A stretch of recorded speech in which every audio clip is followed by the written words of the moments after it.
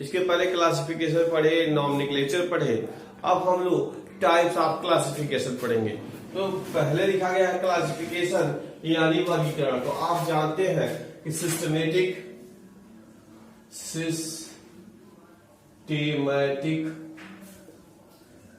Arrangement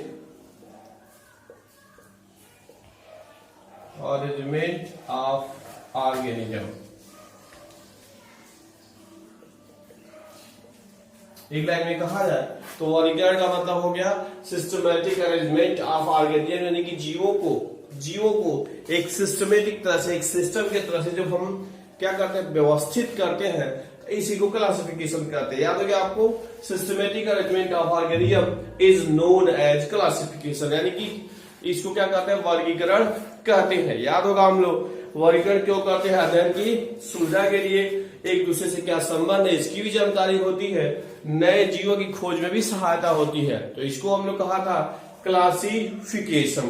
अब अगर देखा जाए तो क्लासिफिकेशन यानी क्लासिफिकेशन है यह दो प्रकार का होता है, इंपेरिकल क्लासिफिकेशन,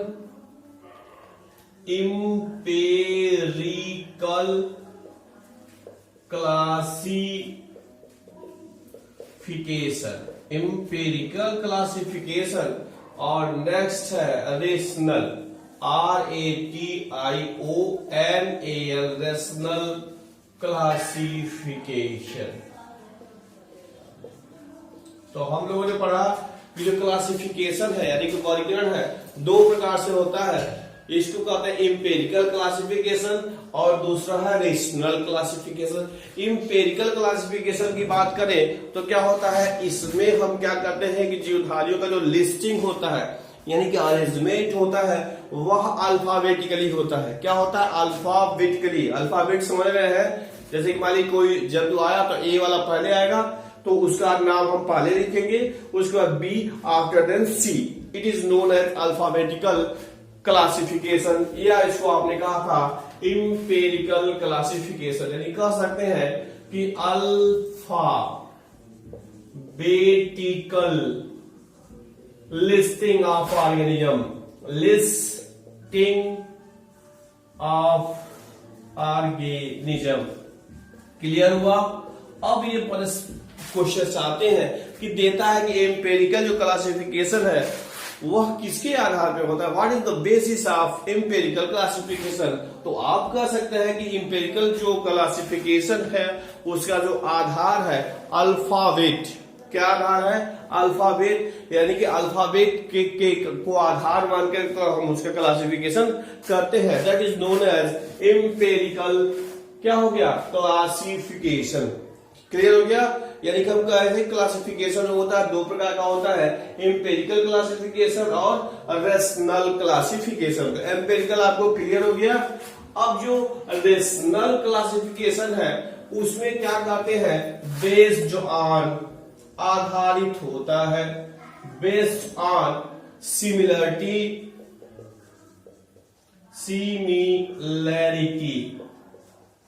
समानता एंड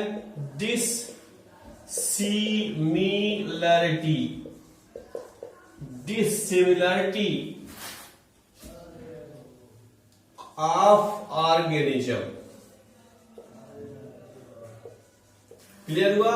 यह जीवों में यह जो होता है वह सिमिलरिटी यानी समानता और डिसिमिलरिटी मतलब असमानता पर आधारित होता है। तो ऐसा क्लासिफिकेशन जो जीवों के समानता और असमानता के आधार पे बनता हो उसको हम कहते हैं रेशनल क्लासिफिकेशन। याद हो गया आपको कि रेशनल क्लासिफिकेशन क्या हो गया। अब अगर देखेंगे कि जो रेशनल क्लासिफिकेशन होता है वह निम्न प्रकार का होता है। एक हो जाएगा प्रैक्टिकल क्लासिफिकेशन,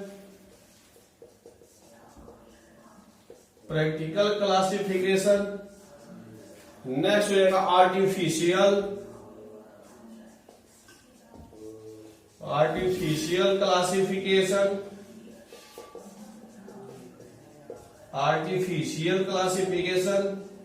नेक्स्ट जगह न्यू में नेचुरल क्लासिफिकेशन,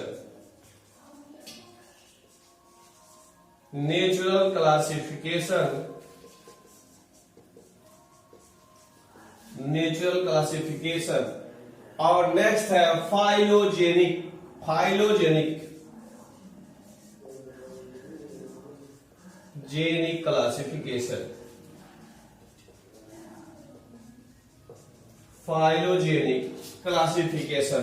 और लास्ट है न्यूमेरिकल क्लासिफिकेशन। याद कर सकते हैं, इधर हो गया न्यूमेरिकल क्लासिफिकेशन।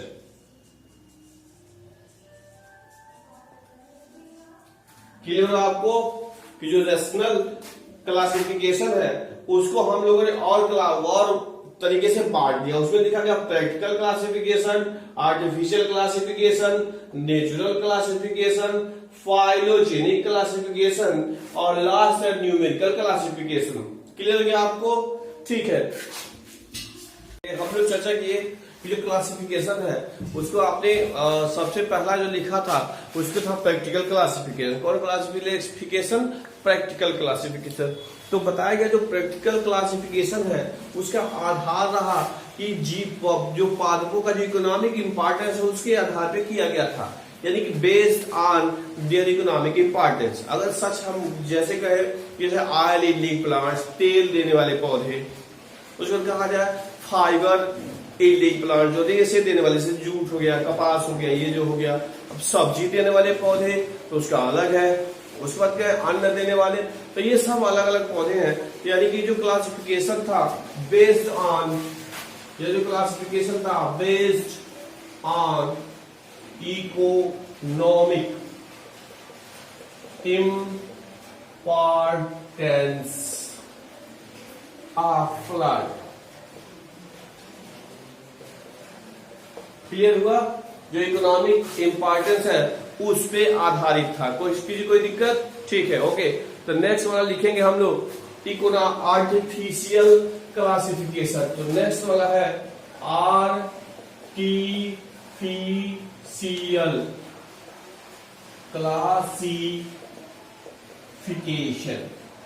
हेडिंग आप डाल सकते हैं आर्टिफिशियल क्लासिफिकेशन। कौन क्लासिफिकेशन? Artificial classification. तो ये जो है पादपों के फ्यू मॉर्फोलॉजिकल करेक्टर, ये जो होता है बेस्ड ऑन, आधारित होता है based on few morphological character. Clear हुआ? Based on few morphological character. याद हो गया? अब ये देखिए मार्फो का मतलब होता है मार्फोलॉजी, और मार्फोलॉजी का मतलब होता है आकारिकी। आकारिकी का मतलब बाह्य, आकारिकी का मतलब बाह्य। तो जो बाह्य कैरेक्टर होता है, गुणों के पे आधारित जो क्लासिफिकेशन होता है उसी का नाम मार्फोलॉजिकल कैरेक्टर। यानी कि जो मार्फोलॉजी होता है, बाह्य संरचनाओं जो अध्ययन करते हैं उसको मार्फोलॉजी कहते हैं, और इस पे जो कैरेक्टर आधारित रहता है उसको मार्फोलॉजिकल कैरेक्टर कहते हैं। यानी कि जो बाहर से दिखाई देता है, बाहर से जो दिखाई देता है उसको मार्फोलॉजिकल कैरेक्टर कहते हैं। तो ये रहा आर्टिफिशियल क्लासिफिकेशन। अब अगर देखेंगे तो इसमें कह सकते हैं जो आर्टिफिशियल क्लासिफिकेशन है उसमें अरस्तु, एरिस्टोटल, यानी कि अरस्तु classification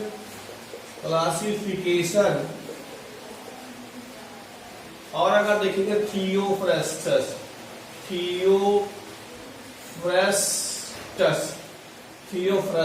classification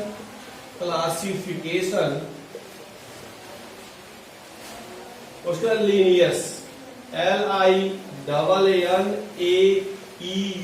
Linnaeus classification.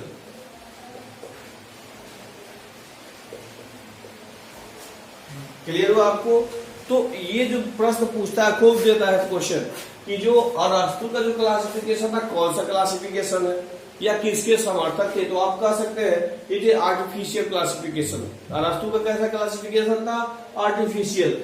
Theophrastus जो दिया था वो कौन सा क्लासिफिकेशन था? वो भी आर्टिफिशियल था। इसके बाद लीनियस ने जो क्लासिफिकेशन किया था वो कौन वाला था? तो आर्टिफिशियल क्लासिफिकेशन। और कह सकते हैं प्रश्न पूछता रहता है कि इसी को बदल करके पूछता है कि जो लीनियस ने जो क्लासिफिकेशन दिया था वो किस प्रकार का क्लासिफिकेशन था, किस प्रकार का क्लासिफिकेशन था? तो आपने जाना कौन सा क्लासिफिकेशन था? आर्टिफिशियल। क्लियर हो गया? ठीक है, ओके। अब हम लोग थर्ड वाला करें। थर्ड क्लासिफिकेशन था, थर्ड आपको याद है नेचुरल क्लासिफिकेशन। कौन है? Natural classification.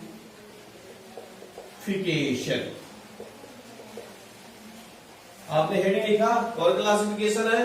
Natural classification. तो कह सकते हैं ये जो होता है बेस्ड ऑन ग्रास मॉर्फोलॉजी, या तो ध्यान दीजिएगा, यह जो होता है ग्रास में पूरा, ग्रास का मतलब पूरा, मॉर्फोलॉजी करेक्टर, ये भी मॉर्फोलॉजी पे भी है और ये भी मॉर्फोलॉजी है। लेकिन ये जो आर्टिफिशियल होता है, याद है फ्यू मॉर्फोलॉजी, फ्यू मतलब कुछ, और ये टोटल जो मॉर्फोलॉजिकल करेक्टर होता है उस पर आधारित होता है। तो इसको कहते हैं क्या होगा? Natural classification. अब अगर देखेंगे तो बेंथम और हुकर कौन थे? Bentham, BENTHAM, Bentham and Hooker, HUKER। Bentham और हुकर साइंटिस्ट थे जिन्होंने अपना क्लासिफिकेशन दिया था। ये अगर आप MSc करते हैं और हायर स्टडी में जाते हैं तो उसमें आपको पढ़ना होता है बेंथम और हुकर का क्लासिफिकेशन और हचिंसन का क्लासिफिकेशन। तो बेंथम और हुकर का जो क्लासिफिकेशन था कौन आधारित था? नेचुरल क्लासिफिकेशन था। तो थोड़ा याद रहे, नेचुरल क्लासिफिकेशन जब आया तो बेंथम एंड हुकर करेंगे, और आर्टिफिशियल आया तो थियोफ्रास्टस, अरस्तु और लीनियस का क्लासिफिकेशन था। तो रुको, ओके। नेक्स्ट हम करते हैं, फोर्थ था फाइलोजेनेटिक क्लासिफिकेशन।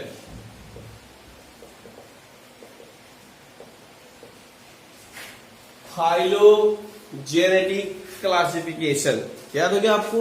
तो ये जो क्लासिफिकेशन है यह बेस्ड ऑन एवोल्यूशन, किस पे आधारित होता है? एवोल्यूशन। ये कह सकते हैं बेस्ड ऑन इवोल्यूशन। ये देखिए, याद करिए, बेस्ड ऑन इवोल्यूशन किस पर आधारित था? एवोल्यूशन, विकास करते हैं। एवोल्यूशन का मतलब वो जो विकास पर, उस पर आधारित होता है। क्या बोलते हैं इसको? Phylogenetic classification. इसमें क्या होता है? इस क्लासिफिकेशन से एक दूसरे जीव का क्या संबंध है, एक पादप का दूसरे पादप से क्या संबंध है, ये आपको क्लियर हो जाता है। तो इसको कहते हैं फाइलोजेनेटिक क्लासिफिकेशन। क्लियर हो गया आपको? तो आप आसानी से कह सकते हैं कि फाइलोजेनेटिक क्लासिफिकेशन क्या है। तो कह सकते हैं कि फाइलोजेनेटिक क्लासिफिकेशन वह क्लासिफिकेशन है जो जीवों के इवोल्यूशन को आधार मानकर बनाया जाता है। जैसे आप पढ़े होंगे कि जीवों के विकास के विषय में पढ़े होंगे, सबसे पहले पढ़े होंगे कि प्रोकैरियोटिक, चाहे एक कोशिकीय जीव है, एक कोशिकी के बाद बहुकोशिकीय हुए, बहुकोशिकी के बाद उत्तक वाले लेवल पे बने। तो इस प्रकार से जो क्लासिफिकेशन होता है उसको कहते हैं फाइलोजेनेटिक क्लासिफिकेशन, यानी एक दूसरे से क्या पारस्परिक संबंध है। और इसी क्लासिफिकेशन से यह भी आप जान जाते हैं किस प्रकार से एक दूसरे से उत्पन्न हुए हैं। जैसे चर्चा होती है, कहते हैं कि जो वायरस होता है, कौन? वायरस, उसको आप सजीव और निर्जीव के बीच की कड़ी कहते हैं। तो क्यों? क्योंकि दोनों का कैरेक्टर शो करता है, लिविंग का कैरेक्टर शो भी करता है और नॉन लिविंग का कैरेक्टर शो करता है। तो बात समझ में आ गया? तो कैसे क्या एक दूसरे से संबंध है, इस प्रकार से आपको जान जाते हैं। जैसे पढ़े कि यूग्लिना होता है तो जंतु और वनस्पति के बीच की कड़ी कही जाती है, क्योंकि उसके जंतु का भी कैरेक्टर है और प्लांट का भी कैरेक्टर है, तो इसीलिए कहते हैं। तो ये हो गया आपका क्या? Phylogenetic classification. अब लास्ट जो है वह है, लास्ट है न्यूमेरिकल क्लासिफिकेशन। न्यूमेरिकल, याद देखिए, न्यूमेरिकल क्लासिफिकेशन। यह जो क्लासिफिकेशन होता है, क्या करते हैं, जो वनस्पतियां हैं, जो जीव जंतु हैं, उनके नंबर और कोड बनाते हैं। वनस्पतियों की संख्या और उसके आधार पर कोड बनाते हैं, और कोड मानकर कुछ कैरेक्टर के आधार पर कोड बनाते हैं, और उस कोड के आधार पर तब हम एक डाटा बनाते हैं। क्या बनाते हैं? डाटा बनाते हैं। तो इस प्रकार का जो क्लासिफिकेशन होता है उसको कहते हैं न्यूमेरिकल क्लासिफिकेशन। फिर क्लियर करिए कि न्यूमेरिकल क्लासिफिकेशन क्या होगा। क्लासिफिकेशन यानी वर्गीकरण की वह तकनीक है, विद्या है, जिसमें क्या कहते हैं जीव जंतुओं की संख्या और उनके गुणों को आधार मानकर कोड बनाते हैं, और कोड बना करके नंबर और गुण दोनों का कोड बनाते हैं, और कोड बना करके फिर उसका क्लासिफिकेशन हम करते हैं। तो इसको कहते हैं न्यूमेरिकल क्लासिफिकेशन कहते हैं। क्लियर हो गया आपको। यानी लिख सकते हैं number and codes are assigned, then make data. तो हम क्या करते हैं, डाटा बनाते हैं, आधार मान लेते हैं, गुणों को आधार मान करके डाटा बनाते हैं, कोड बनाते हैं, और उसके बाद से तब हम प्रोसीड करते हैं, आगे बढ़ाते हैं, क्लासिफिकेशन करते हैं। तो इस क्लासिफिकेशन को कहते हैं न्यूमेरिकल क्लासिफिकेशन। क्लियर हो गया आपको।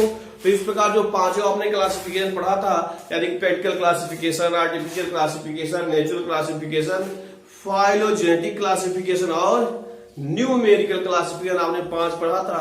उसका कौन कौन आधार है, तो अगर 20-30 साल के साल में देखेंगे तो 4 क्वेश्चन आपको मिलेंगे। ये डीप स्टडी के लिए आवश्यक होता है। क्लियर हो गया। तो इस प्रकार से, और क्लासिफिकेशन का महत्व अगर बात हो तो आप जान ही रहे हैं। अगर सबसे पहले देखें कि क्लासिफिकेशन किसी लिए करते हैं, क्योंकि अध्ययन की सुविधा के लिए।